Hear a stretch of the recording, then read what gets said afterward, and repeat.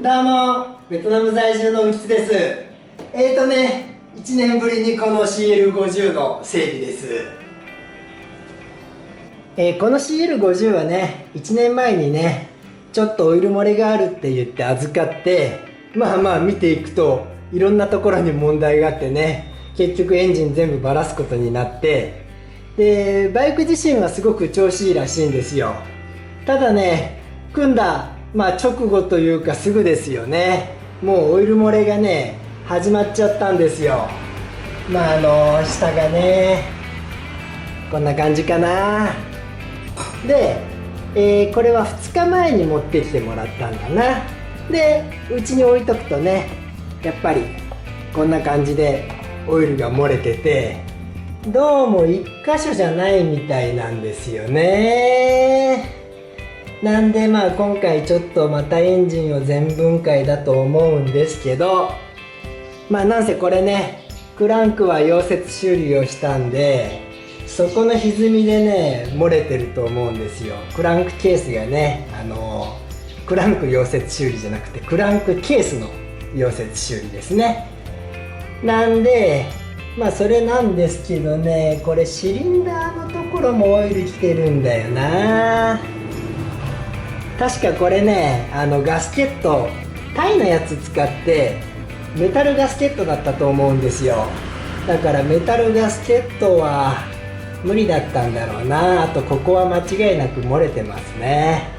合わせ面とかね、いろんなものがずれてるんだと思うんですよ。なんで今回ね、完全に止めることは無理な気はするんだけど、そうであってもね、エンジン開けます。ただまず向こう側で確認します。このエンジンはね、このエンジンというかこの CL50 はね、もともとこっち側のオイル漏れがあって、それでね預かることを決めた車体なんですけど、もう外から見てもオイル漏れがすごいな。はい、しまった。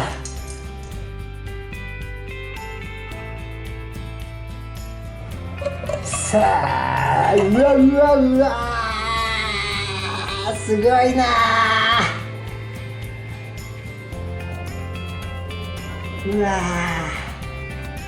これ1年前にやってね、9000キロ走ってるんですよ。このエンジンね、ここにギアインジケーターの部品つけて、もともとはそこからのオイル漏れだったんですけど、そこも漏れてるよな。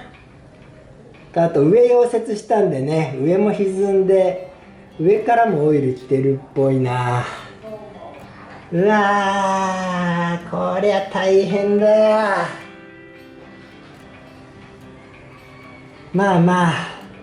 一旦洗うしかしょうがないんだよね、もうね。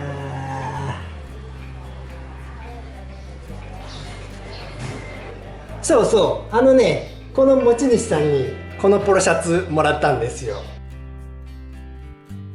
いただいたばっかりのやつで汚れ仕事をしたらなんか汚れちゃいそうだけど、黒だから大丈夫でしょう。とりあえずね、ここ洗ってきます。もうここはね動画にはしません。エンジンね洗浄して、1日置きました。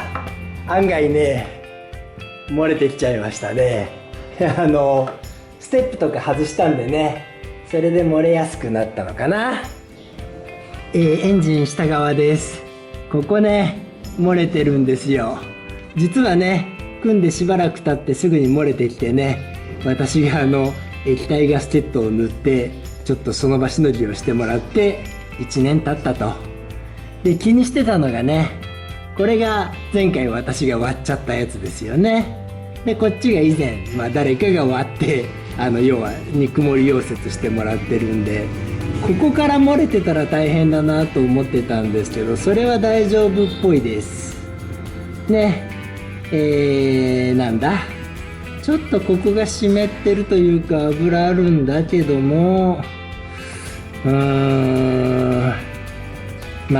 ょっと開けてくしかしょうがないし、もしここでね漏れてたとしたらそれこそここをうまくシールしていくしかしょうがないですね。それでさっき言い忘れたかな、これね昨日洗ってで乾かすのも兼ねてね5分ぐらいかな暖気させたんですよ。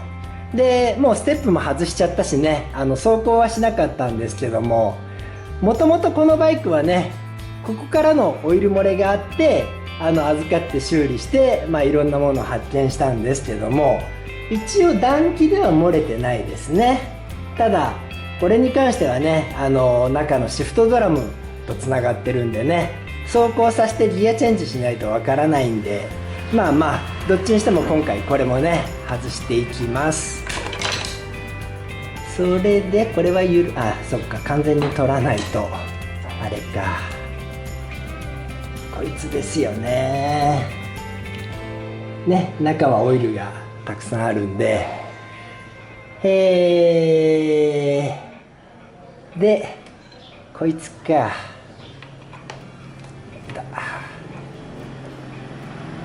これはギア入れないとダメかな。いけた。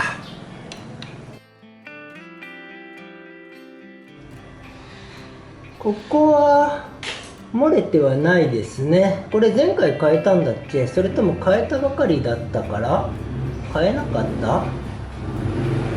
一応いけてます。それでこの修正したネジ穴から漏れてんのかな。元から修正してあったんですけどね、なんかちょっと嫌な濡れ方してるな。いいや、ここ緩めていきましょう。ここは緩めとくだけでいいんだな。2階に持ってあげてからやろ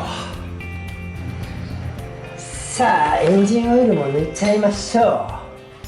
閉める、開ける。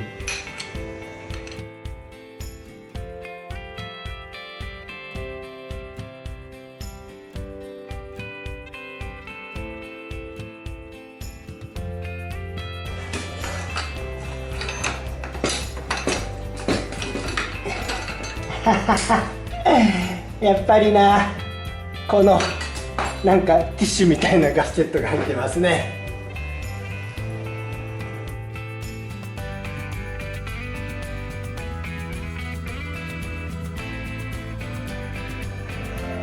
これこっからもねかなりオイル漏れた感じですね。ガラスの上にサンドペーパーを置いてね慣らしていろいろやったつもりだけど、この車体に関してはねもうがっつり液体ガスケット塗ってね止めていくしかしょうがないですね。これからいくんだな、外すのはね。いつものように外側から。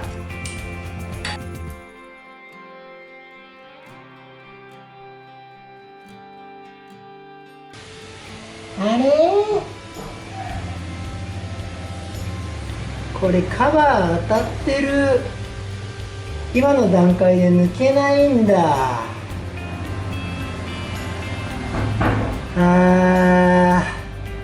ちょっとこれ2階に持ってあげてからやります。なんでこんなことになってんの。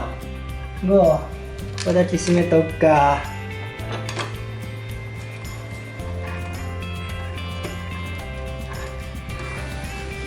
前回これね下ろしてから開けたんで気がつかなかったんですが、ここ当たってるんですよ。なんでこんなことになってんだろう。いいや、とりあえずこれはね2階に持ってあげてからここの中もね外します。エアインパクトでね楽して開けたかっただけなんで。キャブレター外してねエンジン下ろします。こいつは抜いとくんだな。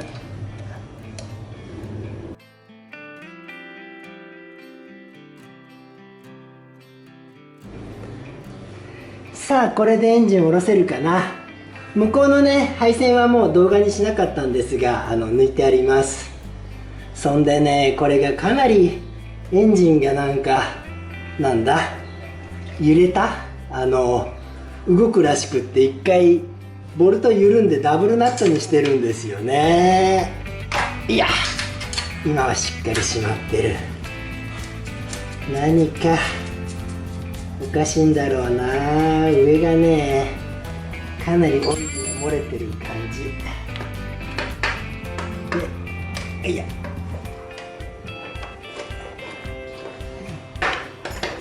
ここがこっちが緩んでるか。前回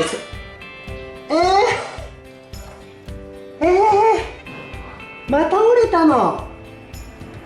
だから揺れたのか、エンジンが。なんでこここんなすぐ折れんの？折れたというか折れてた？うわーこいつですよ、もう。なんだまあいいや。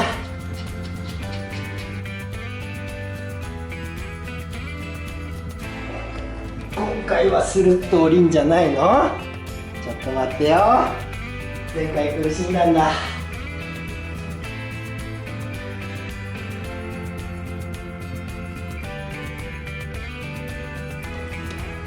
今回もダメじゃん。全部抜いたよね。ここが変形してるんだよね。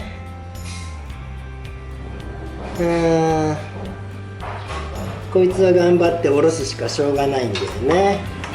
これ OK やもんな。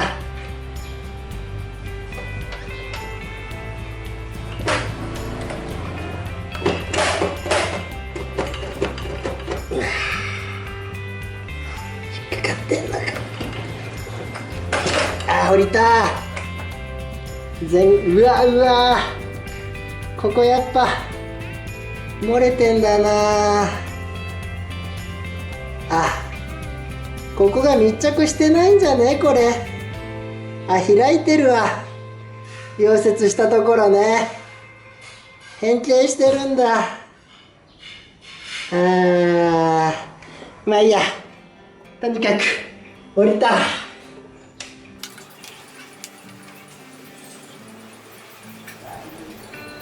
どうにかねエンジンを下ろせました。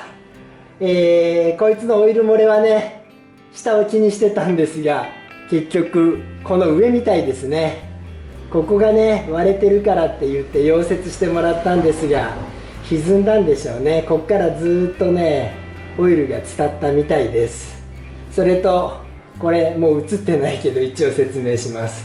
ここがねフレームに当たってて、でそれもあって何か動いたんでしょうね。このサイドカバー側からもオイル漏れしてました。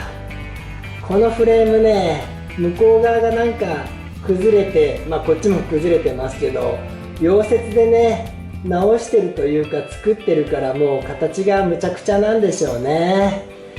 とあと今回びっくりしたのはこいつですよね。これが折れてました。ここねブレーキのスプリングかけるんだけど、よく逆に落ちなかったもんですよ。エンジンの振動がすごいって聞いててね、実際私がかけてみてもすごかったんですが、これはねこいつが折れてたからですね。これ前回新品じゃないんだよね、中古に変えたんですよね。新品のコピー部品は物が悪いんで。